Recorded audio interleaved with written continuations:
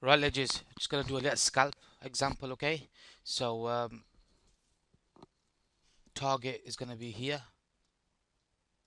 What's that target? If I go to the lower time frame, it's just this void fill here, okay? So what we've had is we got this Monday's range high, Monday's range low. Rejected it there, broke above it. We've held it there, pushed up, buyers have stepped in, and this is ahead of NFP as well. So being cautious. So just go for a little scalping, a little example of something ahead of NFP. Okay, so we want this to hold ideally. So where's my risk going to the lower time frame now? What's the range we've got to work with? Well, initially when we broke out, this was the first high formed, so I'll mark that out as a SR level. Okay, there, just there. Okay, and we've got this pivot here. Okay, this was the consolidation that caused that high.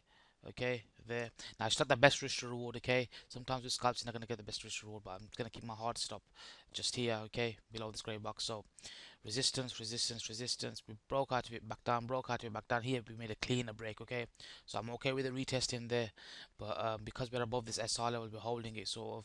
I'm expecting a quick just spike up into there and then I'm out. Okay, that's what I'm looking for. It's not the best risk reward. I mean, the risk is what's that? 9 pips for about 9 pips. Okay, 9.3 pips. So 1 to 1 more or less. Okay, but yeah, that's what I'm looking for. So I thought just do a quick example of a scalp since we haven't really done one. Um, Another reason why it could come down to this grey box is here. So quickly maybe run these lows. Okay, and then push up. So whatever happens after LNP happens, but that's what I'm expecting. Another thing is on the H1, we can see we got wick there, wick there, wick there. A lot of people are probably trying to short this, but see this here is pushing above. Okay, these wicks. Okay, so if we're gonna continue, we should get follow through. For example, sake here. We had a wick there, obviously came down here, and then it just did that punch through, okay, and then it retraced, and then that little spike. So here I'm looking for a punch through.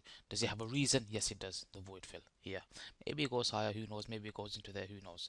But that's what I'm looking for, okay? So let's just watch this, see how it unfolds. So this is what we want to see. We don't want it to waste time now. We want to quickly just push up into there, spike there, and then be done with the trade, okay? Quick 1 to 1 scalp. So I'll just pause it here and let's see how that unfolds. So okay, if we look now, we should start expanding now. We've been in a consolidation here, okay, and this could also be taken as a basic SR trade as well. So there's a lot of confluence here, okay. Basic SR there, resistance, resistance, deviated back above it, broke it, so we should hold above it. Pure SR, forget blocks or anything for a second. Basic SR, keeps retesting it. Eventually, if it breaks, it should hold a support, and then into the next price level, which is this void fill here, okay. So it's expanding now. I want to see a quick expansion now. If it does break below, um, it does get back below here, like I said, most likely it's no good. Okay, you gotta be really quick with these fuckers. But let's see. Let's shoot up in the next couple of seconds.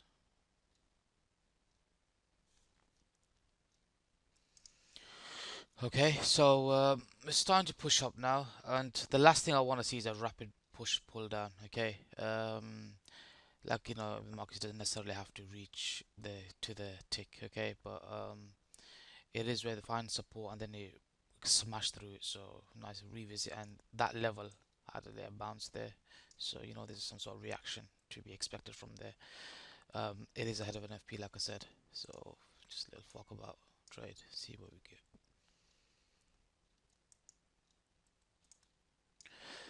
Also, if I want to throw in some, confluence, okay. So from that high, that caused that low there.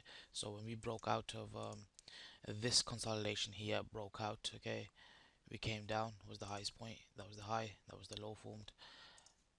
From that high to this low, okay, so that's the 127 there. Okay, we broke on the 127. If you come, if ID don't want to see it, pull back into 127. The only thing I'll allow is to come back for this little pop here. Okay, this little gap there. I'm okay with that. It is a 1 minute chart, so just in case you're wondering. And then the 161.8 lies right there. 161.8 is usually get some sort of pause there or some sort of pullback. Okay, I'm not saying it's a reversal, but it's an objective to reach for.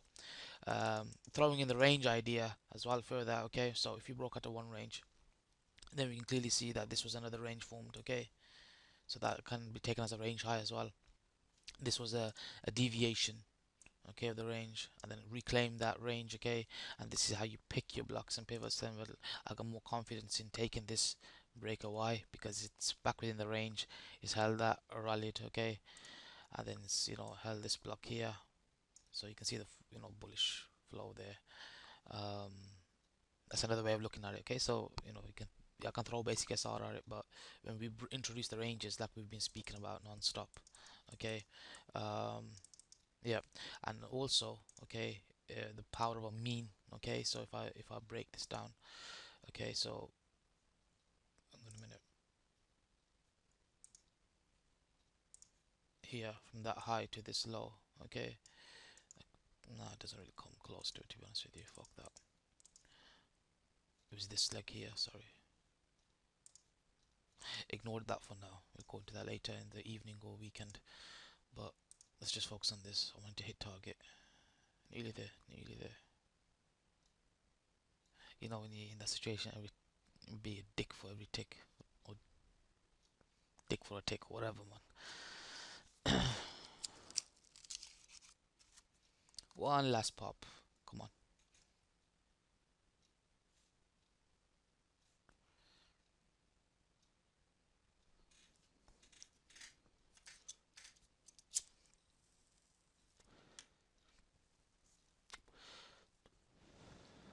Last few pips.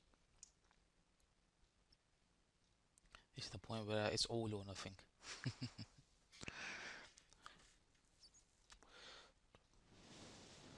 So these are the same concepts we would apply to the higher time frame. Okay, obviously the higher time frame more higher probability, but you know, small intraday moves where, you know, you missed.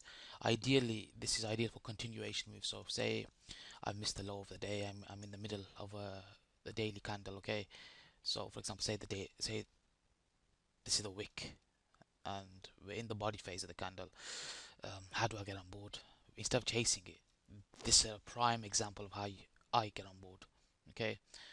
Now it's up to you. If you think it's gonna have more upside, then obviously you can hold. But because it's NFP, you know, I ain't gonna hold shit. I'm just gonna hit my target. Done. 1R. It's a solid 1R target, and we're done. Okay, it's hit my target. So that's a nice example of a scalp, and I hope you enjoyed that.